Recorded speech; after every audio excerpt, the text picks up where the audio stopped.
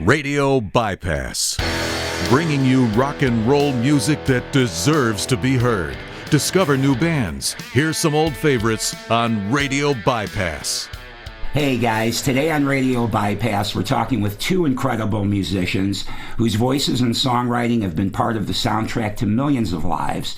You know Jason Scheff from his legendary run with Chicago, delivering some of the band's biggest songs with that unmistakable voice. And you know Jay DeMarcus as one-third of the massive country powerhouse Rascal Flatts. These two powerhouse musicians have joined forces in the melodic rock project Generation Radio, blending soaring vocals, powerful songwriting, and classic rock energy into something that truly deserves to be heard. Their brand new album, Take Two, is set to drop on April 17th. Fans have already gotten a taste with the first single, Montana Sky. Jason, Jay, it's great to have you both on Radio Bypass today. Great to be here, Ralph. Thank you. Thank you. Really appreciate you taking the time to talk to us. So, Generation Radio, first album was 2022, and now 4 years later, we're getting album number 2. And there's a lot of musical history with this band.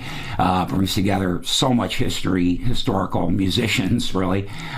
So, my first question is, when you first started working together on this project today, because I know you've had a drummer change, which we'll talk about, but did the chemistry click right away, or did the band's sound evolve into what we're hearing today? There was chemistry from the outset. When we got in the room together, you got a bunch of guys that are consummate professionals and, studio musicians. And so there was, when people execute at a high level, it's like kind of like free agency. If you take one piece and put them over with other great players, they're going to find a way to make it work. And boy, it sure came together naturally. And now that we've been out on the road together playing for a while now with Steve, it's even better. So I feel like we were even better prepared for the second record this time around. Gotcha. And you echo those sentiments, Jason? Absolutely.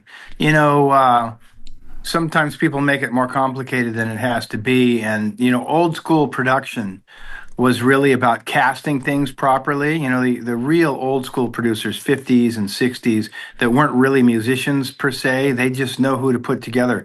So you put really brilliant folks like Jay to get, he really spearheaded this thing. This was his idea. We've known each other forever. And we always said when things calm down in our groups that we've been with for a long time, let's do something together. And so Jay was really the guy who lit the flame, and so it's wonderful. And so we put together a team that, as Jay said, it's a no-brainer. You just start playing, it's like, wow, this is actually quite easy. Right. And two powerhouse drummers now on each album. Did the dynamic change at all with Steve coming in and his Tom Petty influence maybe versus Dean's background with Journey? Did that change the direction of the music in any way, or the songwriting? It didn't change as much as you think it would, because Dean, those guys are polar opposites, and equally as phenomenal. Dean is a lot more flashy and busy, and that's really kind of the way I play bass also. Steve Ferrone is a very meat and potatoes, solid drummer, and doesn't really like to play super fancy. But when you think about it, if you listen to the whole, it's just this unbelievable world-class feel. And I don't know, Jay, what do you think? But I when I hear it, I don't notice that, okay, this guy's a bit more flashy than this guy. It's just a cohesive, and it's funny, we got a couple songs that Dean's playing on this record, and I don't really hear this super contrast. What do you think, Jay? I think that's absolutely right. I think they're both amazing musicians in their own right. They have different approaches and different feels, but they all fit what we do. I mean, it's like you just said, you can play really aggressive and dig in with Dean, or you can play on the backside of things the way Steve tends to, and it all seems to work because, again, everybody's a pro and everybody plays to each other. And this is a band with big ears, so we all listen to each other and we all follow each other's lead, and it doesn't matter what drummer's sitting back there. I think because of the nature of what they both do and, extremely gifted at playing drums, it just works. When you're great at what you do, you find a way to make it work. Sure. Yeah, no, that makes sense. Another thing I'd like to just add real quickly to that is one of the things I'm so happy about and proud to be in this band is that, Jay's experienced, things that people dream of. He's a country superstar, and I've been in part of a group that is an iconic American group that's created some of the biggest, works of art in music history. And I learned from the guys when I joined Chicago in 1985 that nobody ever really was trying to be the focal point. We passed it around based on who was being cast as the lead vocals. Luckily, I mean, for me, right off the bat, that was me. Will You Still Love Me on Chicago 18. But I looked around at the Bill Champlins, at the Robert Lambs, and saw that, we're a team. And Bill Champlin immediately would bring me into his sessions, his background vocal sessions. So he'd call me. So you'd be the star on this one day. Yet the next day you're going, okay, we're going to go do background vocals for Kenny Rogers today, or Gino Vanelli, or the Commodores, and yet a supporting role. So same thing with Jay. You're on stage and the spotlight's on you. You're a star, but Jay's a producer, great producer also, taking a supporting role. And so that's what the whole band is. I don't get from any one of these guys that anybody's trying to be a standout. And that's, I think, a huge strength, because we can all put different hats on, Yeah, no, that's it. And I was going to say, what a joy to be able to support such extraordinary singers and musicians. That's part of the joy of being in this band, is I gladly take a step back to be able to support and couch myself around and find my role in supporting world-class musicians and singers. That's part of what makes this band so much fun. Yeah, I bet it does. And you mentioned about Jay, you being a producer, which I was going to ask that. Is that how you two first met? Because I know you, Jay, worked with a Chicago album. Is that how you two guys first came together? We actually met on christianmingle.com. I was looking for a friend. He was disappointed too, let me tell you. Jason in the band Chicago had always been a big influence on my life, and I particularly zoned in on Jason's work with the band when he stepped in for Peter Cetera, which I thought was a daunting undertaking for anybody to take on. Definitely. And I was so impressed with how he seamlessly joined that band and played bass and sang all of those Peter songs and then his own songs with Chicago at such a high level of execution that I was just, I always held him in high regard and really looked up to the work that he had done in that band. So when we did our second CD, Melt, I left him a CD. We were there the night before they were going to play the Washington State Fair. Rascal Flatts played it. So I stuck a little note in the CD and I was like, you've been a big influence. I admire your work. I would love to write with you sometimes. Sometime you may hear your influence in our music. I'd love to connect one of these days soon. We had a couple mutual friends that I mentioned in the letter that we had played with over the years. And, a couple of days later, Jason called me on the phone. He was like, man, I'm so appreciative of the letter. Let's get together. Let's keep talking. That struck up a friendship that's lasted nearly 30 years now. So, it's just one of those things that we were friends first. That was easy. And then the music was even easier. And the more that we wrote and the more that we did demos, they sounded like Chicago records. So they found their way into the hands of, I think Jason may have played a couple of them for Robert Lamb at some point, because Robert then called me, one November night in 2000 and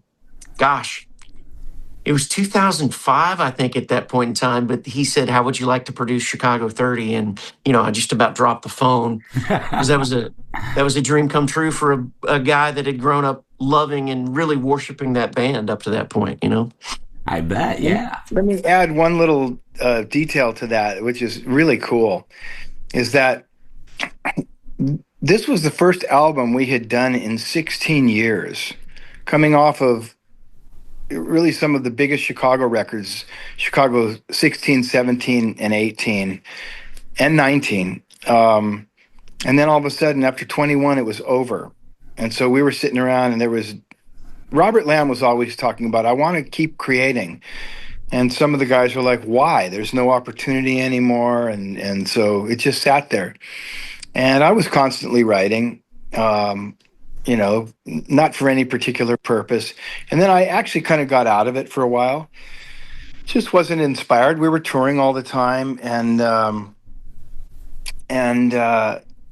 of a sudden, there was this energy to go in and start making a record, a Chicago record, and there was no label. So the theory was, let's all bring our best songs together. We'll pick 2 songs of each guy, and everyone's going to have songs on the record. They'll all self-produce. So I remember the manager and I were kind of going, this is not a great idea, but anything to get creative. I'm open for anything. Sure. And so all of a sudden, I was sitting with the manager and I said, I want to play you something. So it was actually not Lamb yet, Jay. It was Peter. I didn't know that. That's cool. So check this out. It's a pretty cool thing, the way this all happened. I said, let me play you something. And I played him, I think, Love Will Come Back, which Jay and I wrote with... Long Lost Friend. I played him that, and I think I played him... Did we have Long Lost Friend? Or Love Will Come Back at that time? Maybe you're right. Maybe we didn't... No, we did. We had it. Okay. I think I played him 2 things. I played him Long Lost Friend and Love Will Come Back, and Peter flipped out. And so I said, here's my suggestion. I said, this is my work with Jay, who's a great producer. Why don't I step aside? I'm not going to produce it. Get my friend, who's a great producer, and he's in Rascal Flatts, who are starting to take off. Have him produce my 2 songs. And Peter went, he's going to produce the whole record. No, we got to get this guy. And it really started that way. We played it for Lamb then that night, and then it was on. It was like they heard Jay and heard what we were doing, and they said, absolutely. And so then Robert called Jay and asked him, hey, you want to produce this record? And Jay did an incredible job, man. It was great. Did you get your heart dropping into your stomach with that phone call? I'm telling you, I was sitting with my mom. I never will forget this. I was sitting at dinner right before Thanksgiving, and I said, I got to take this call. I think this is Robert Lamb. And I stepped outside and just around the corner of the dinner table, and I could still hear my family in the background, and I was having trouble hearing Robert. So I stepped further into the kitchen, and I think I kind of screamed. I put my hand over the phone and I kind of screamed, and my mom was like, what's going on? And I was like, I'll tell you in a minute, but I got to finish this call up. And I went back in there. I went back in there and told my mom, and she just started crying. She knew what that meant to me in my musical journey. And then I think Jason was the very next person that I called. I was like, holy shit, Robert Lamb just called me. It looks like I'm going to do this record. And we were just, we were, jumping for joy, because we knew then the bigger task was at hand. We were going to have to write and find hits. And that's what we set out to do. And I'm so still to this day so proud of that record, Rascal Flatts. We got to do a duet with those guys, which was a lifelong dream for all of us, man. I got to personally go to Vegas when they played a couple of nights. I forget what casino you guys were at, Jace, but the guys invited me to come up and play extra keys during their set. And it was just, I was on stage with my childhood favorite band. I mean, it doesn't get any better than that, Honestly, yeah, that had to be surreal, man. You got to think about this too, Ralph. He's talking Robert Lamb. This is the Saturday in the Park. Does anybody know what time it is? 25 or 6 to 4 guy, right? I mean, you want to talk about somebody on the music Mount Rushmore. So what's crazy is that when Jay was talking about that, it reminded me of when I auditioned for the group. Robert Lamb was the guy who called me and said, oh, hi, this is Jason. This is Robert Lamb. Give me a call. I've got some good news for you. And I called him back. And I would have saved that message forever. I wish I had, man. I wish I would have saved the message that Cetera sent to me too, telling me that he loved what I was doing on the album. I'm such an idiot. Oh, that's man, back when they were tape. Should have that. That's when they were tape based. Whatever they were called back then. The answering machines. answering machines. Yeah. But what was weird was that they were looking at Mickey Thomas, who's a buddy of Jay's and mine. We've been working with him. And so I'm sitting there kind of thinking, I'm not really going to get the gig. I thought that maybe, hopefully, they'd hire me as a bass player and maybe I'd sing a song. And, let me ease into this thing. And Lamb said, I've got good news for you. So I called him back. He wasn't there. I left a message. And I'm like, Oh, that's even worse. I know, that's even worse, dude. I know it is, and I'm manufacturing in my mind what is the good news, and I'm convincing myself that they hired Mickey Thomas and I'm the bass player, which would have been fine, right? Exactly. So Robert calls me the next day and says, "Hi, Jason, it's Robert again. Just sorry we missed each other. Give me a call." And I'm just dying. And then Howard Kaufman calls me, who was managing the band at the time. You got to know, this is the guy at the time. Whitesnake, Aerosmith, Heart, right? And Howard calls me and says, "Hey, Jason, did you talk to Robert?" And I said, "No, but he says that he's got good news for me." And there was a pregnant pause. Did your heart sink? It's that moment that your life is about to change dramatically. And he says, "Yep. So who do we talk to make a deal?" And I went, "I can't believe this. I'm in the band." And it was Robert. So when Jay says that, I know exactly what he means. And Robert Lamb, I take a bullet for to the day I die, man. This guy was fighting to get me in the band. And I love Robert, wherever you are. I love you, buddy. He said to me, I never will forget these words. He said, "We've been listening to the songs you've been writing with Jason, and they already sound like Chicago records. So we'd love to give you the opportunity to produce Chicago 30. Not only that, but we're going to give you full autonomy. You pick the songs, you produce the record, and we'll do whatever you say." Now, had you had much of a track record as a producer at that point when that happened? I'd produced a handful of things for the Flats, but I also was really, really big in the contemporary Christian world up until that point. I'd made a bunch of records over there and actually started out in that world in the early 90s. I had a band called East to West that was signed to Benson Records. We had 6 number ones, and it was my college roommate and I were a duo, much like Go West, the band that did King of Wishful Thinking, that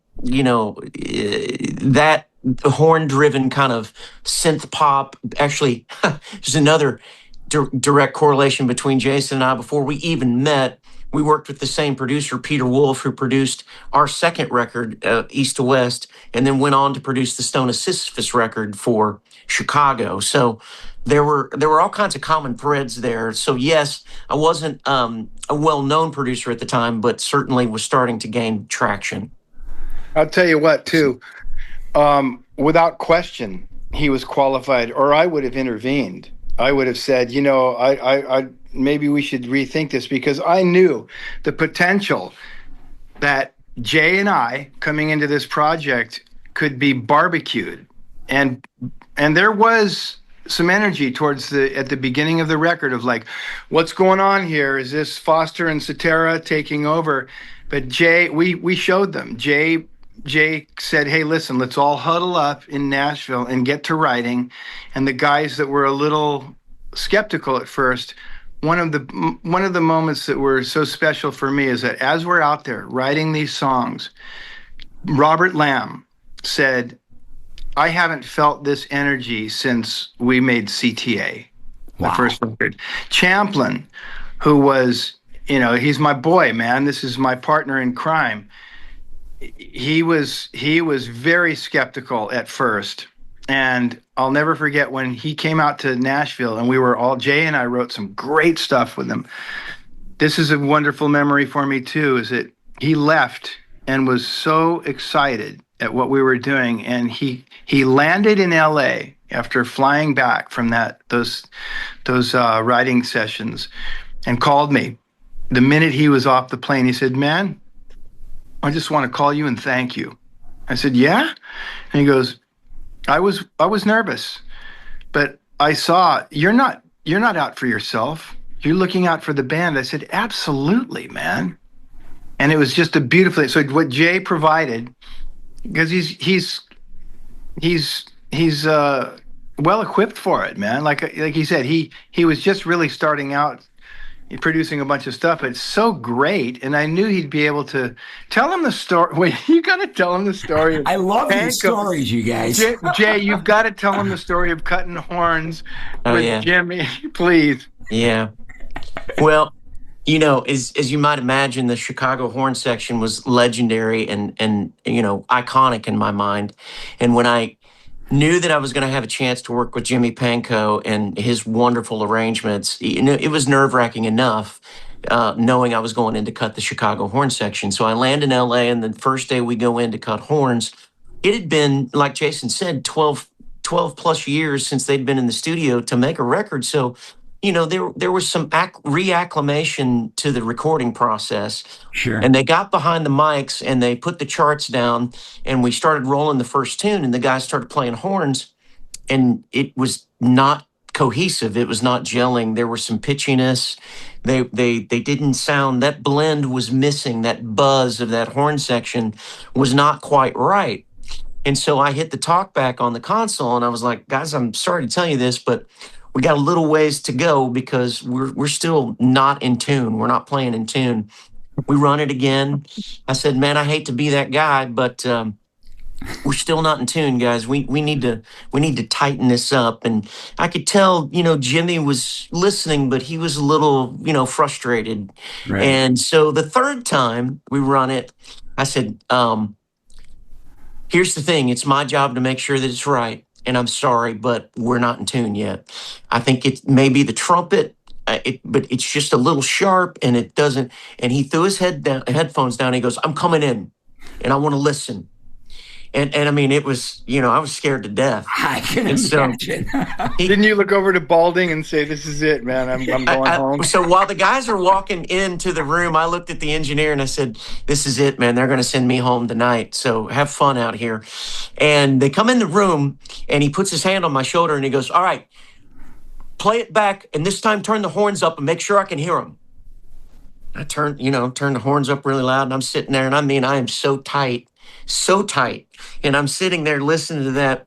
And I'm going to quote exactly what Jimmy said. After the song quit playing, he goes, "Fucking kid's right. The horns are not in tune. We got to go out and do it again." Hey, we're back. For those that are just listening, we had lost power, but power has been restored, and Jay and Jason have graciously returned to continue our conversation. So thank you guys for coming back. You got it. Appreciate it. And Jay, when the power blew, you were in the process of telling a story of you producing the first Chicago record that you worked on, and had to tell Jimmy that the horns weren't quite right. Yeah, I forgot about that. Yeah, it's amazing. You were so rudely interrupted by the electric company. You were saying that after he came into the control room and listened with you, that he agreed you were right. Yeah. Just about to, it was hilarious because we left off with him putting his hand on your shoulder and said, "Fucking kid's right." Yeah. And you were just about to expand on that when the power blew. So anything to add to that story? Yeah, I think that for me, that was the moment that I somehow gained his trust and the horn section as a whole, their trust, because from then on, it was smooth sailing. He never really said another thing. If I made a suggestion, you know, if I wanted to change or tweak a part a little bit, he was so accommodating and so happy to go out and, you know, and erase the chart and write new parts for everybody to play. And so I think that it started a beautiful dance of making this record and him knowing he was going to be in good hands, that maybe I knew a little bit about what I was talking about. And, you know, Jimmy and I and all the guys have been friends ever since, but it was a very tense moment for me. It was, I was quite certain that I was going to be on a plane back to Nashville that day, but thank God it didn't turn out that way. Well, I have to say too, Ralph, that band in general, from the day you walk through the door, they were always looking to collaborate and want you to bring your best stuff. Nobody was, because I've heard horror stories of somebody walking into an iconic environment like that, and people just the nature of, I'm the teacher, you're the student, but Chicago was, if you can bring it, that was what was so beautiful. The barrier to entry is very high, and so Bill Champlin, Robert Lamb, David Foster, the minute you're delivering, man, they're looking to you to collaborate, and just always was like, this is your thing too. So when Jay told that story, I love it because I know exactly what it feels like, that there's never an issue after that because nobody's playing any games like, hey man, they recognize you for your gifts. So Jay did a phenomenal job. Thank you. That's It awesome. sure was. It was the treat of a lifetime for me. And it's great that those guys, because Jason, you had mentioned too, you both mentioned your calls from Robert Lamb and how welcoming that was. And that's pretty cool because those guys were fairly far along in their career already at the point of entry for each of you. So that's great that they're open-minded like that, want to collaborate, and are open to production, are open to ideas. That's fantastic. Yeah, there was no probationary period. It was like the day you walk in, if you're delivering, we're up and running. This is us now. It was really, really fantastic. Yeah, that's great. That's great. And I went to, I got after the first night of Horns, I got to go to dinner with all of them and sit down and sort of, for the first time, really felt like I was in the boys club, and it was really, really awesome for me because from that moment on, even after we made the record and we debuted the record, they invited me to come out to Vegas and play 2 nights with them. So, here I am on stage with my favorite band of my lifetime, growing up loving these guys as a kid, to being on stage with them in Las Vegas for when we debuted the record and playing keys alongside of Robert Lamb. I mean, it's just it was a dream come true for me. All the way from the beginning of that record to the very end was just a delight for me to be a part of that. Yeah, that's great that you got to live out that dream. Yeah. And made a great friend in the process here with Jason, right? Yeah. Are you talking about Robert? Or, I did make one great friend. He's not sitting here right now. You're right. I love Champlin. He's just a dear friend of mine. He made a great friend. You love Pan Cow. Yeah. Oh, yeah. No kidding. That's funny. Well, let's, since we started all of this with some great stories from the past, we touched a little bit on the Generation Radio Band, but we really haven't gotten into a whole lot yet about the new album that's going to be coming out very soon after we put this together. So I don't think we got this far. We talked a little bit about Steve coming in place of Dean and all that we had touched on when we were together the last time or the first time. But I did not get to ask you, for this album, how did the creative process compare to the first album? Sometimes sophomore albums are a little different for people. It was a little different in that we didn't spend as much time together as we did on the first record because no one had anywhere to go during the first record. We were in the middle of the pandemic. We were kind of landlocked and in my studio, so we were captured together for a longer period of time. This one, we spent more time sending ideas and songs back and forth to each other, sort of having to be deliberate about bringing everybody into Nashville so that we could be together for some times. People submitting songs that they had written by themselves, as the case with Chris Rodriguez, and then Yankton coming to the table with For a Soldier and the melody. So it was a little more like, I guess, piecemeal together than it was the last time. Yeah, it felt a bit more like that. The other thing too is that we're all constantly writing and have a bunch of stuff stockpiled.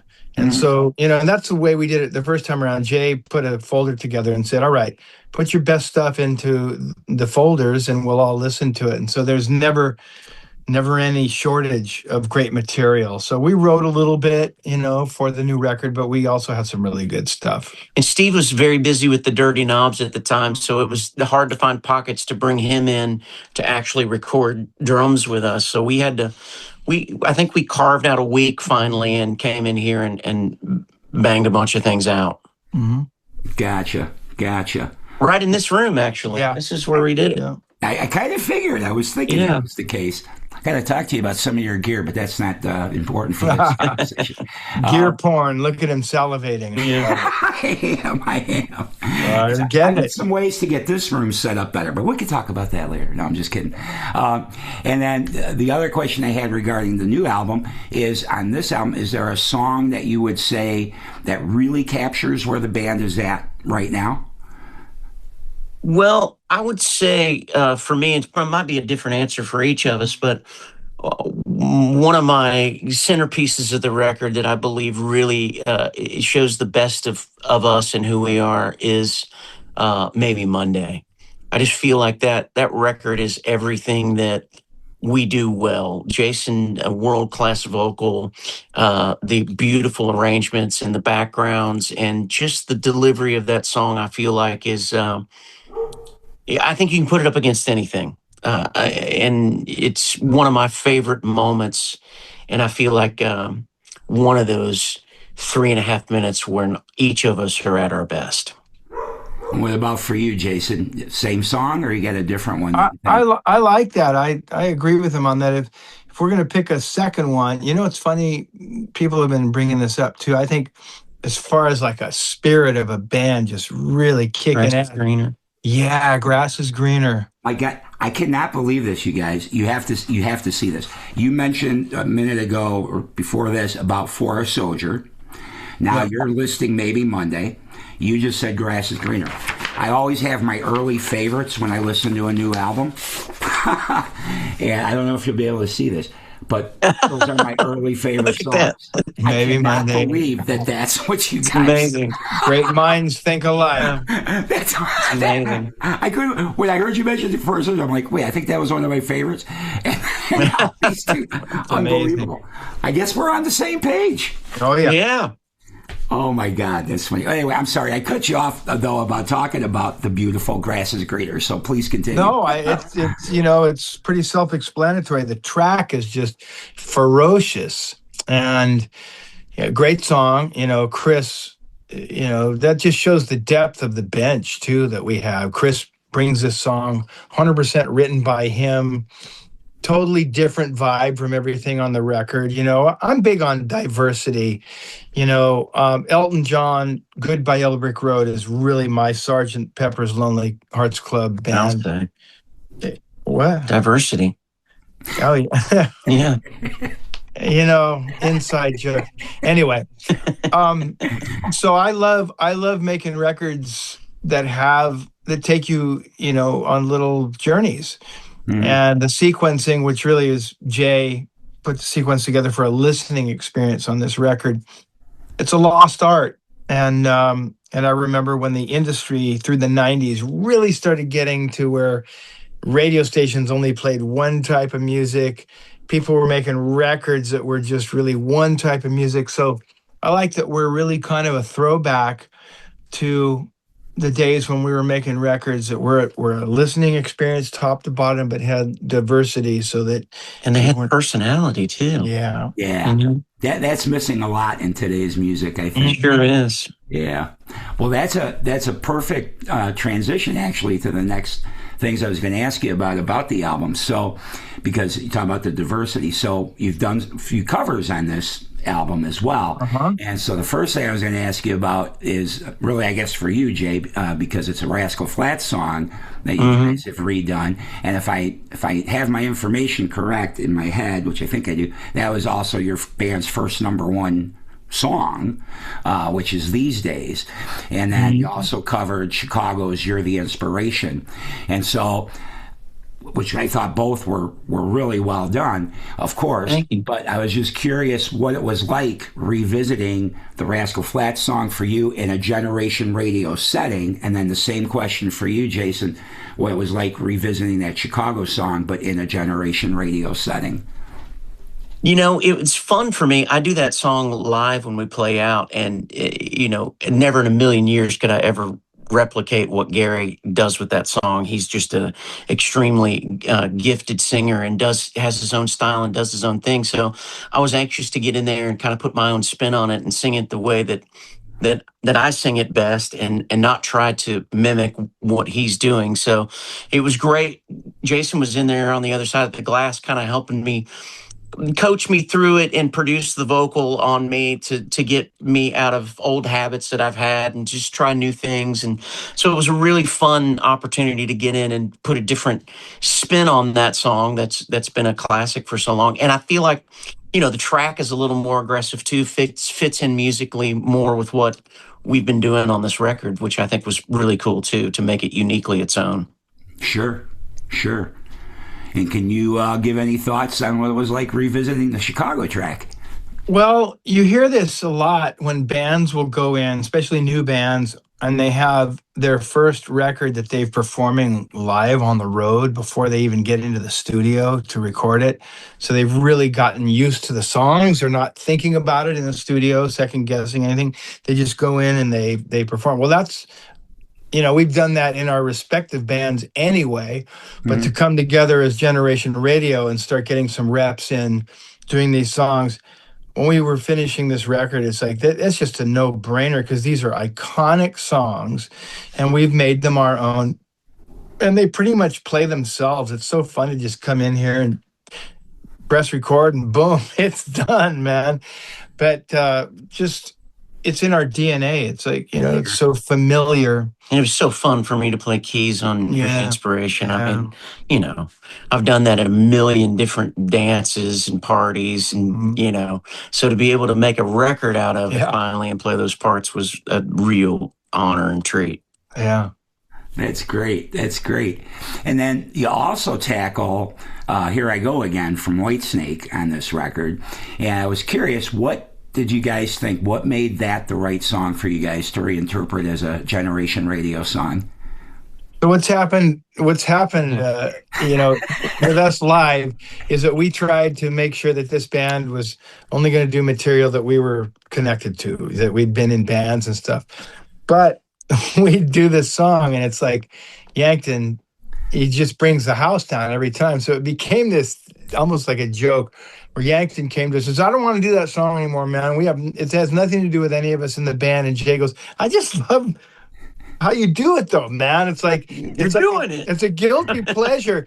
And so he was kind of resisting. And then Jay actually peer pressured him with the audience and said, hey, Yankton doesn't really want to do this, but when we're done with it, you tell us if we should keep doing it or not. Yeah. So we do it and he'd just kill it. And then we'd look over at him and go, okay, we're going to keep doing it. And then he stopped resisting. And it's just unbelievable. That's just so true. Right? We humiliated him publicly. Yeah. Publicly. He doesn't want to do this song, but you'll know why. Him into it. That's right. Or Jay would be saying like, just do it for me, man. Come on, it's my guilty pleasure. And so we'd do it and then he'd kill it. And then he'd go, do you think we should keep doing that song? Bah! We'd look at Yankton going, go ahead, man. See, just keep resisting. Nah, he loves it. He loves it. I love that. That's a great answer. I like that answer for why that was the one. And speaking of Yankton, while you mentioned him, in our 2 weeks in between with our having to reschedule this because of the power, the second single now has been released from the record, and it's fantastic. Is that his lead vocal that I'm hearing on that track? It is. He wrote that song too with a couple of buddies of his, and he wanted to put it out as a solo artist, and we again humiliated him and made him give us the song. So now we're going on record that we've abused him, and so he can. He's been bullied in this band. But he's thanking us. Didn't he send a text the other day say, thanks for cutting my song? Thanks for beating me into submission. Thanks for cutting my song. We go, no problem. You said actually there was. You said thanks for letting it out of your death grip. Exactly.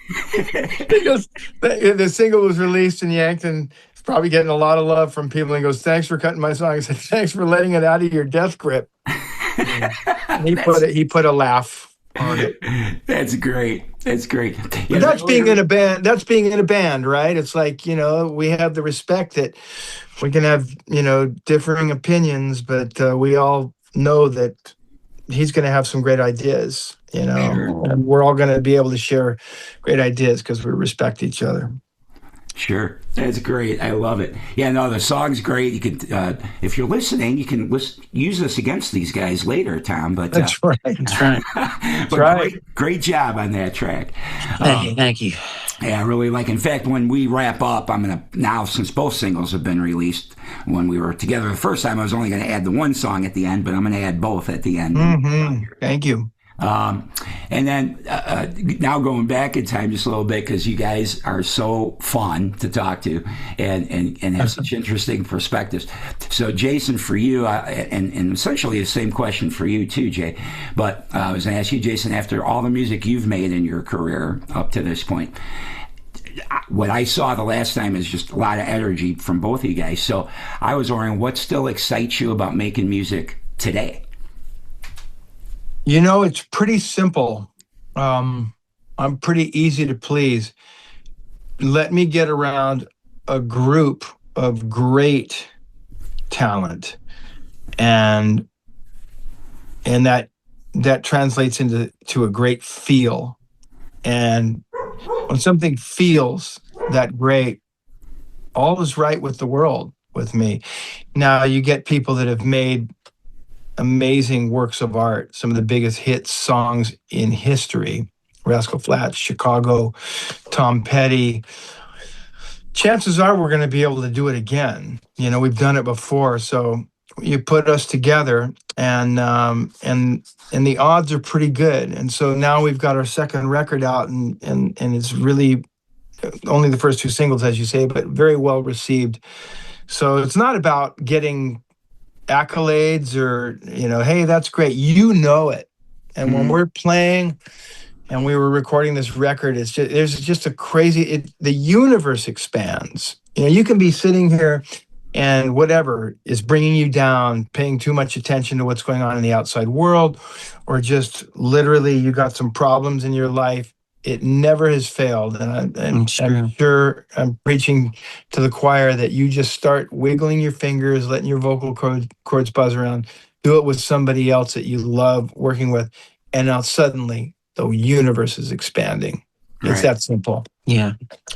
And kind of the same for you, would you say? Well, I mean, Jason used all the words and vocabulary, so there very little left. I would say for me, Can't get a word in edge. I know exactly what Tracy's talking about now. Boy.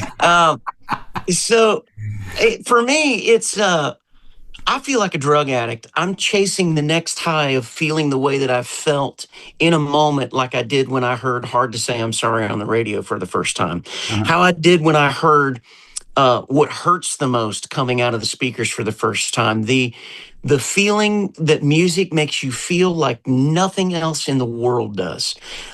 Recapturing the lightning in a bottle moments after we mixed Maybe Monday, and sitting back and listening to that song and going, this is the reason that I make music, for moments exactly like this that make me feel like you've carved out a little piece of heaven. There's something there extra special. You can't put your finger on it. It's you know, it's an intangible that you can't fully describe that makes you feel like nothing else does. Sure. That's why I love making music, and that's why I love the chase. It wakes me up every day. Heaven, chase. I missed those words. You did. Those are the only two. He thanks you for leaving him a couple, Jason. Heaven, I missed that one. Yeah. And then you've kind of answered this in a lot of your answers already, but I'll just ask it anyway, since this is a little bit different than Rascal Flatts. Obviously, Rascal Flatts, you know, definitely country and strong in that genre. So for Generation Radio, do you feel that it gave you a chance to explore a different musical side of yourself, Jay? Yeah, there's no doubt about it. It's a different canvas to paint on, and it's such a nice way to have another outlet to create. Now, I will say, although we found all of our success in the country music space, all of us boys grew up 80s rock and roll fans. I mean, Gary's favorite band growing up was Kiss.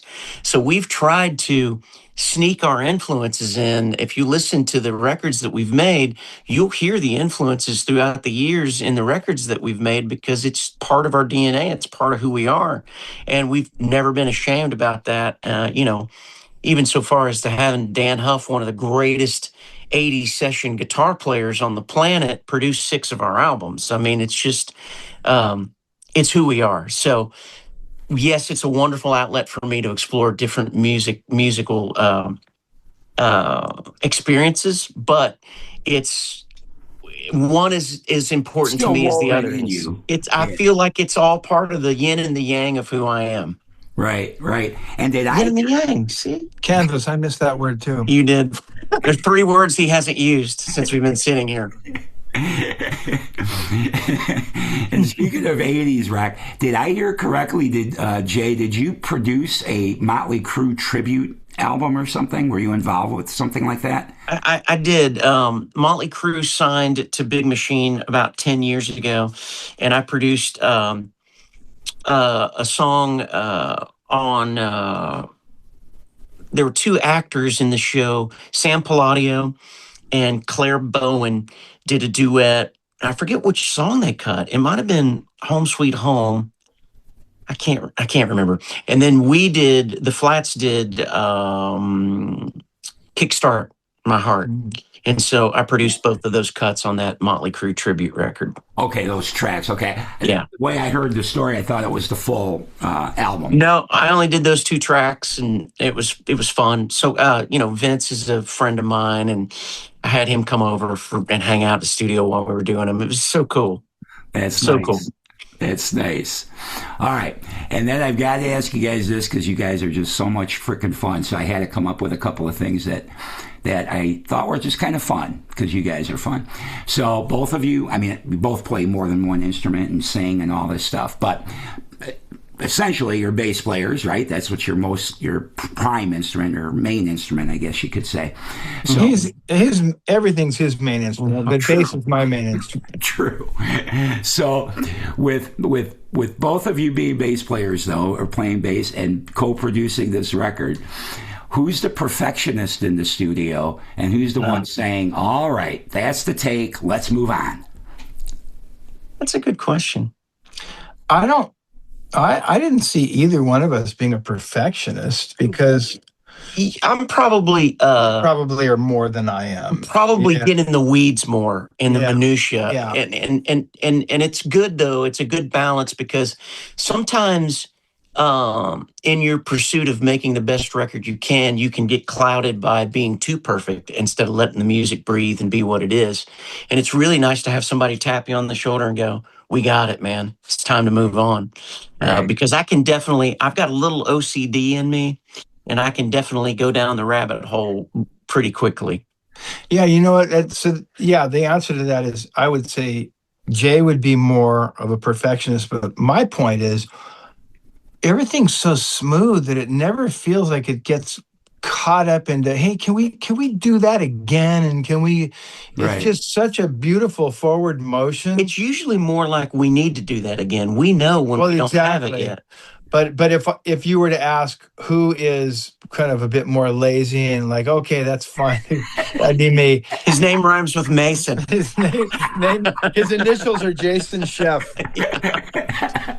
And then the other fun thing, because you guys are so fun, again, both being bass players, so does this mean that as you're mixing the record, does the bass turn up just a little bit louder in the mix? I don't think you can ever have too much bass. I'm a fan. But I have to say this. I am a bass player and I can find my way around on the instrument, but I am not anywhere near the virtuoso that Jason is on the instrument. I mean, it's a joy to stand next to him and play keys and listen to what he does on bass. I mean, he's got so much personality and so much feel and so much, so many of the things that you can't teach, and it's, I love playing bass and I've always loved playing bass, but it's a different level when it comes to his execution of the instrument. That's a nice thing for you to say, man. Well, I feel like I've been an asshole to you enough today. Exactly. Yeah, I knew he was sweet talking me. Jay's a great bass player, so that's a beautiful. I appreciate that. the other thing is that we have one of the greatest mix engineers on the planet, man, Derek Basin. And he doesn't really need to be told much. The other thing too is what you're touching on is that Jay's a multi-instrumentalist. Right. I'm a multi-instrumentalist. Yes, I play bass in bands, but and it's funny because when people will try and like kowtow to you and think that's what you're, no. We're singers too. Mm-hmm. And we also, have melodic instruments that really dictate where the harmony is. So the last thing I'm looking for is to have the bass loud just for the sake of being loud. On the other hand, the foundation of great records is definitely the bottom end, and it's built on that. So, but Derek loves bass too, man. He does. Yeah. It's forgotten a lot when you mix records. The only thing that I will say about the '80s that kind of disappointed me often listening back to mixes is the bass always seemed like it was an afterthought. And I don't want to name names, but there were a lot of great engineers that mixed great records back then that the bass was really thin and it wasn't fat and round and it didn't marry with the kick. And, the guitars were always hot and the vocals were always hot, but that warmth on the bottom end and some of my favorite bands and some of my favorite records was almost non-existent. I feel the same way on certain things about drums too. From that, you got a nice, bright, crispy snare, but then everything else doesn't have quite the warmth that the tom should have, or whatever. To my ears, anyway, I felt that way.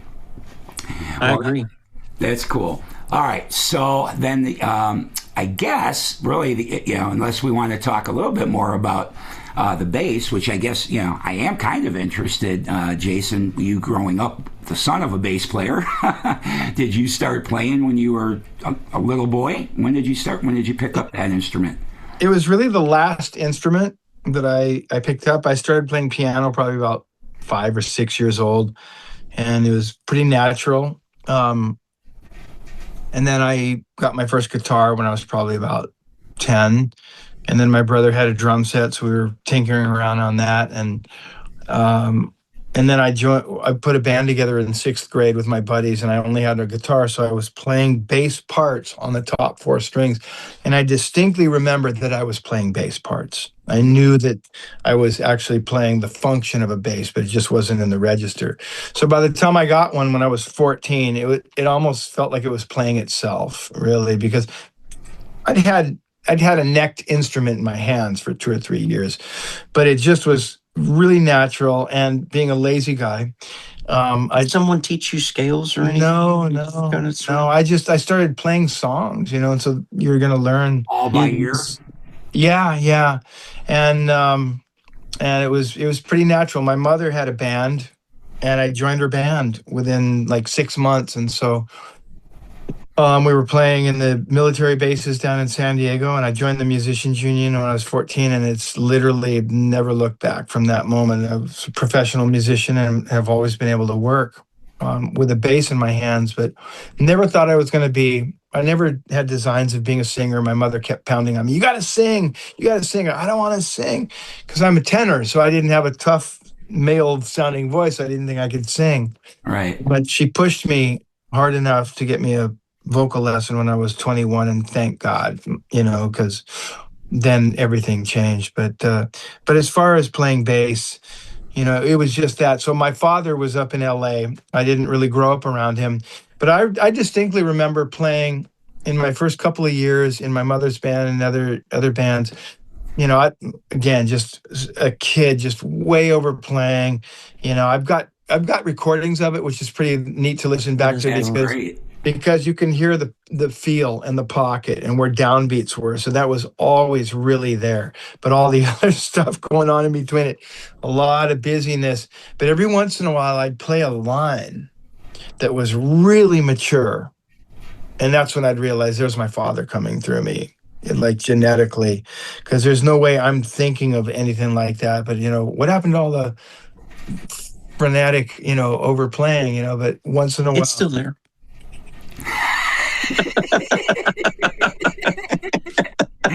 I know. I know. You left that wide. Don't worry. It's still there. You left that wide open. Yeah. What happened down there? Oh, it's there. Yeah, don't worry. So, how about you, Jay? Yeah, Where did you pick it up? Yeah. I grew up in a kind of family that had jam nights, and whatever instrument was playing around, you had to pick it up and learn how to play something on it. And my dad played piano, he played guitar, he played bass, and my dad played in bands in the 60s and 70s, and he always hated all the bass players he would hire. So he, much like Ray Manzarek of the Doors, he played a Fender Rhodes piano bass and ran it through a bass amp. So he played left-hand bass all the time and had a B3 over here and a Rhodes under here. So I grew up watching my dad do that most of my life. And finally I was like, well, look, I want to learn how to play bass. And he was like, ha ha. Every bass player I ever met's an idiot. They don't know what they're doing. So I started really studying bass players and really falling in love with the instrument. And my dad started showing me simple things on it. And I got to the point to where I was playing with him. And drums was the first instrument that I played. And I actually played when I was a kid.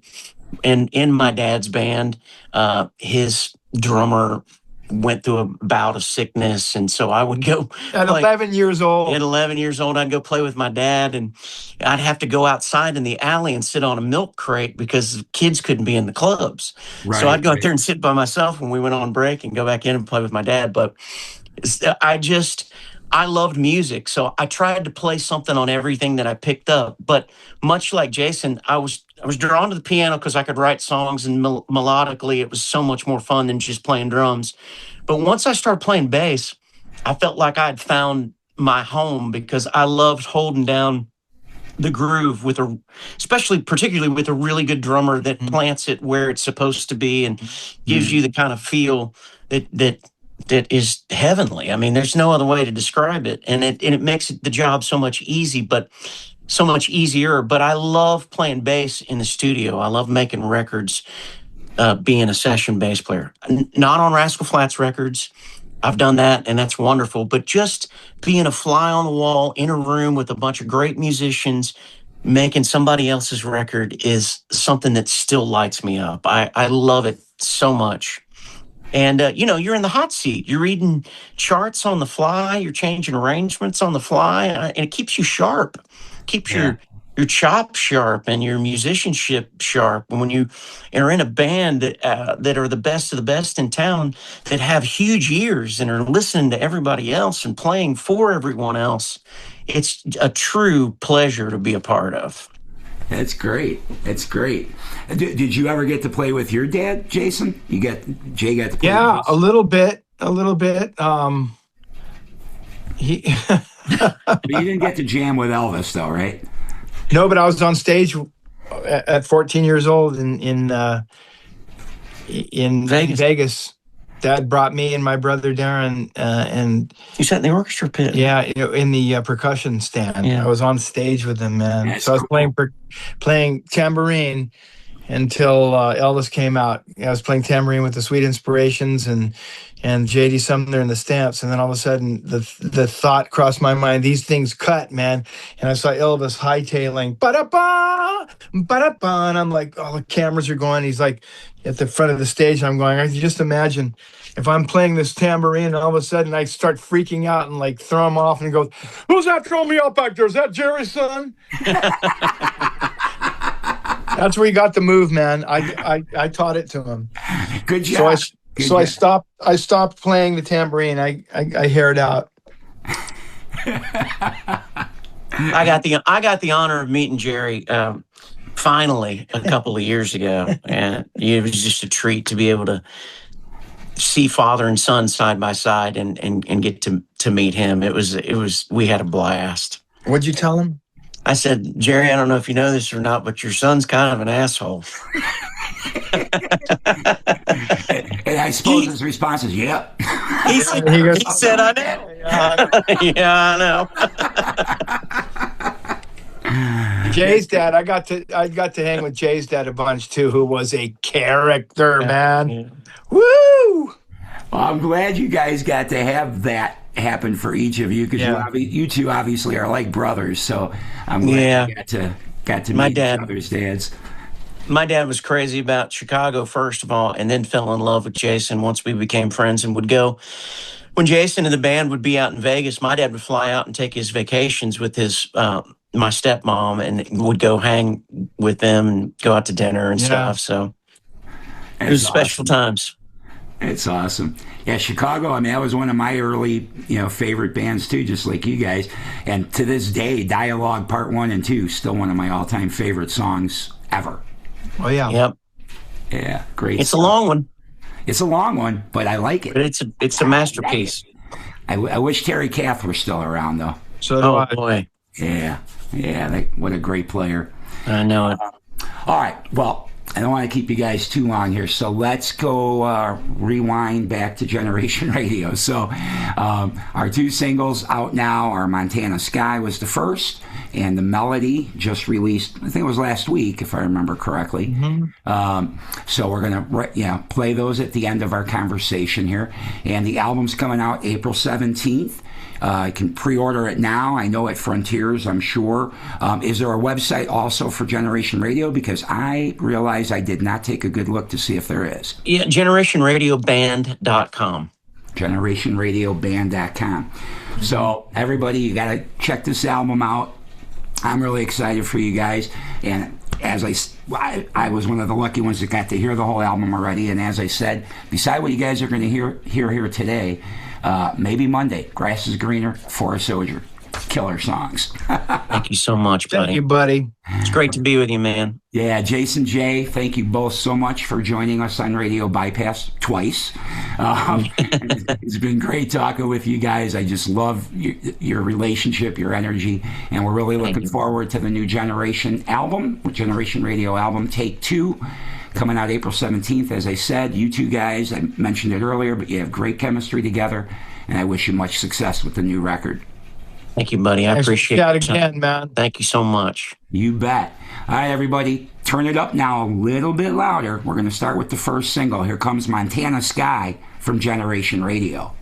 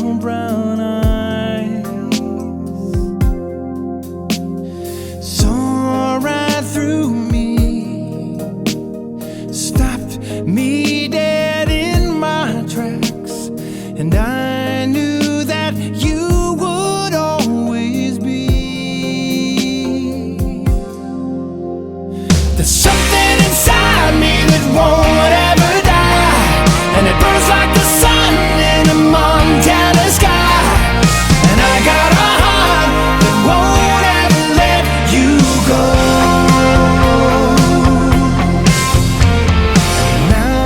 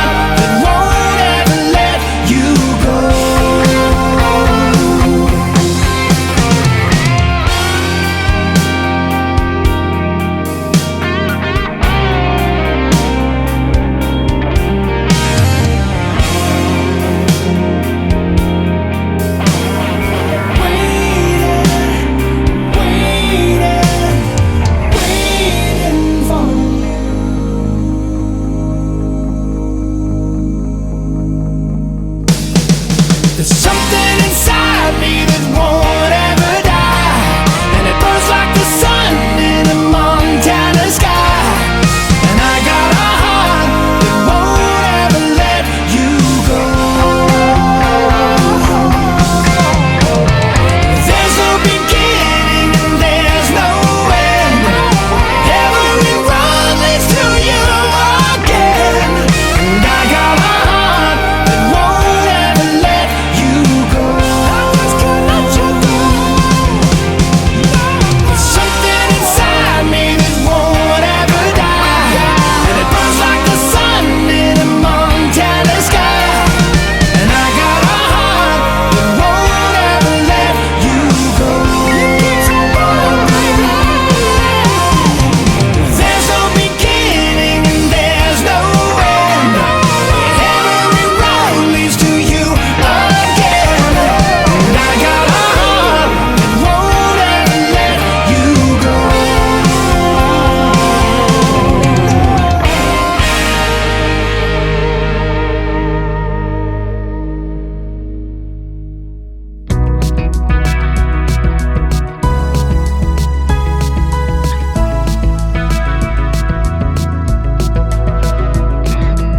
Standing here at work, going through the motions. I got the country radio on. I can hear that DJ talking and that intro fading in. Here comes my favorite song. You know, the one that we used to dance to, and a gently touch of face. And all of a sudden I'm singing along with the words and I'm lost in space. The melody brings back, the memory brings back the feeling again and again, any place, any time, no matter where, no matter when. The memory brings back, the melody brings back the feeling of everything that I love again and again. And are you thinking about me too? Wishing I was there with you, all caught up in the used to be. Melody brings back the memory.